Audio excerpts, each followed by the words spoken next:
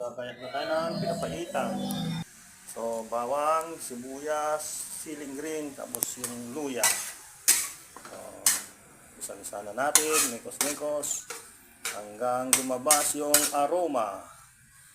So, magpipinaitan tayo. Pinapaitan po. Sibuyas, bawang. Ang pinapaitan. So, ilalagay na natin yung pinapaitan. Yun.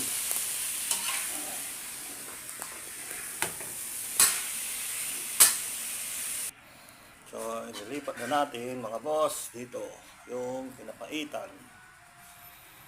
Yun. Ito na boss, pinapaitan. Hintayin natin yung... Kasi clear, ba't wala naman ano dito? May pasok po. Ang update ay siling pula. May siling green. Pinapaitan. So, asa na yung mga kainuman ko? Andito, naka-ready na yung pulutan. Ayaw nila. Ay, sayang. Kami na lang to ni Ate Tess. Dito na lang sa bahay. Punta na kayo dito. Yun na, kumulo na ng kumulo. Ang pinapaitan.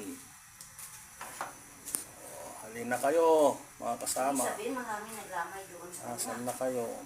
Marami ka din po. sayang yung bata ng dalaga.